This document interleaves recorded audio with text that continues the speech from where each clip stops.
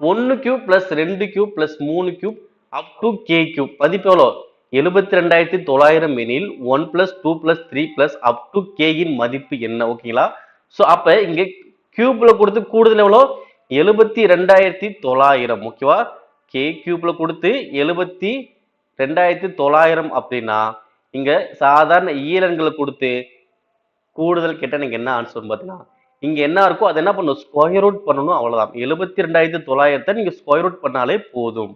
ஓகேவா நம்ம என்ன பண்ணுவோம் இங்க கியூப்ல இருக்கு இங்க நார்மல் நம்பர்ல அப்ப எதுக்கு ஸ்கொயர் ரூட் பண்றோம்னா ஆக்சுவலா இங்க கணங்களின் கூடுதல் கண்டுபிடிக்கிற formula n into n plus one